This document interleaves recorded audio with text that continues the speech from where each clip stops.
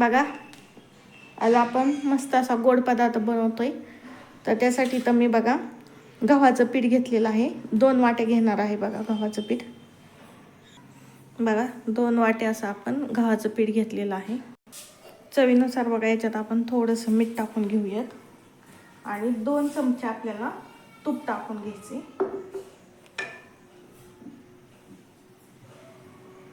बघा हे व्यवस्थित आपण तूप गव्हाच्या पिठामध्ये बघा मिक्स करून घेऊयात.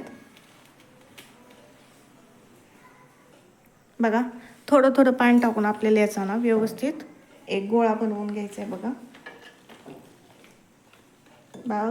आपण चपातीला मिळतो त्याच्यापेक्षा जरा थोडासा घट्ट असा हा गोळा मळून घ्यायचा आहे. बघा अशा प्रकारे आपण हे पीठ मळून घेतलेलं आहे. आता हे झाकून ठेवून आपण 15 मिनिटं झाकून ठेवणार आहोत. बघा आपलं पीठ मुरतंय तोपर्यंत आपण पाक बनवून घेऊयात. इथं मी साखर घेतली आणि त्याच्यातच वेलची पण टाकलेली आहे बघा. आता त्याच्यात 1 वाटी साखरमध्ये 1/2 वाटी बघा पाणी घालून घेणार आहोत आपण बरोबर. आणि याचा पाक बनवून घेऊयात. पण का बघा अशा प्रकारे एक तार येईल असा बघा आपल्याला हा पाक बनवून घ्यायचा आहे. बघा हातावरती तुम्ही पाहू शकतात. बघा आपला पाक तयार झालेला आहे. आता आपण त्याची चपाती लाटून घेऊयात. बघा आपलं व्यवस्थित असं हे पीठ भिजलेलं आहे. तर याचे आपण थोडे गोळे करून घेऊयात. बघा सेम बघा एका वाटीत 2 चमचे आपण गव्हाचं पीठ घेऊयात आणि 2 चमचे कॉर्नफ्लॉवर बघा 1 चमचा आपण याच्यात तूप घालून घेऊयात आणि ह्याची व्यवस्थित अशी पेस्ट बनवून घेऊयात. बघा अशा प्रकारे ही पेस्ट आपण बनवून घेतलेली आहे. बघा या कणकीच्या आपण ना व्यवस्थित काय करूयात गोल गोल गोळे बनवून घेऊयात. बघा व्यवस्थित अशा प्रकारे. बघा आता आपण याची व्यवस्थित अशी पातळ एकदम पोळी लाटून घेऊयात. बघा थोडंसं पीठ टाकायचे चिकटत असेल तर आणि लाटून घ्यायचे.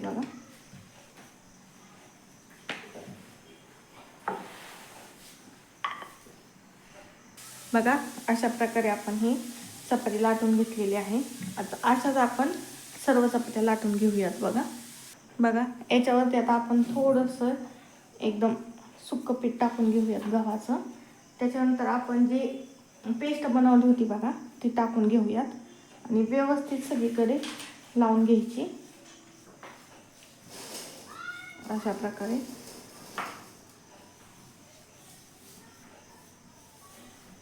बघा तुम्ही पाहू शकतात एकदम व्यवस्थित लावायचे सगळीकडून पसरून एकदम पातळ असं एकदम लेअर द्यायचं आहे. बघा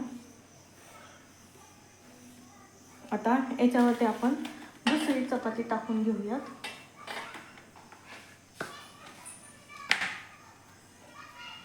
त्याच्यावरती पण थोडंसं एकदम पीठ टाकून घेऊयात आणि जी आहे आपण जी पेस्ट केलेली ती अशा प्रकारे आपण 4 पण बघा चपात्याचा रोल करून घेणार आहे याच्यावरती टाकून.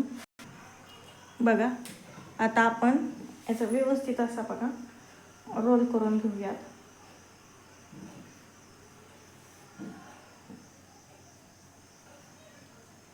एकदम असा गोल करायचा आहे. बघा थोडासा प्रेस करायचा आहे, खूप पण जादा नाही.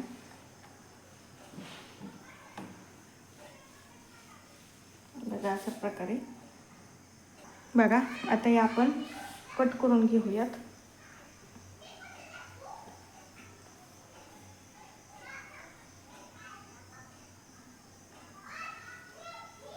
बघा तुम्हाला छोटे हवे असले तर छोटे करू शकतात, मोठे हवे असले तर मोठे पण करू शकतात. बघा तुम्ही पाहू शकतात असे लेअर आले पाहिजेत. बघा मस्त असे आपले हे लेअर्स आलेले आहेत. आता आपण तेल गरम करून घेणार आहोत थोडं.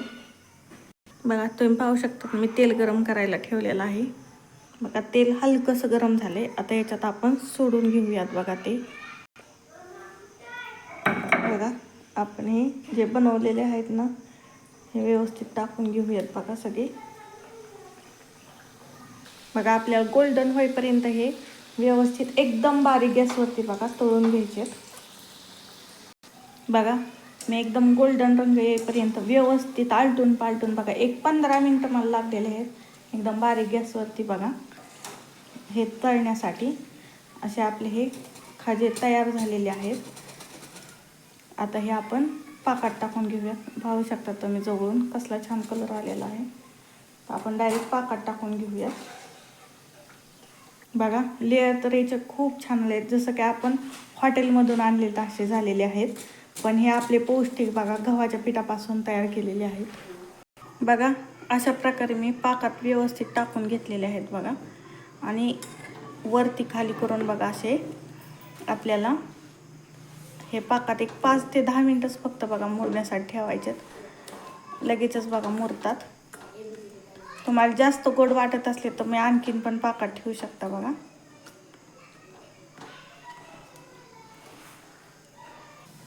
बघा मस्त असे आपले गव्हाच्या पिठापासून हे खाजे तयार झालेले आहेत.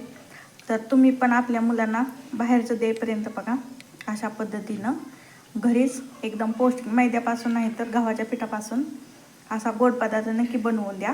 आणि रेसिपी आवडली असेल तर आपल्या चॅनल नक्की लाईक आणि सबस्क्राईब करायला विसरू नका. चला तर मग धन्यवाद.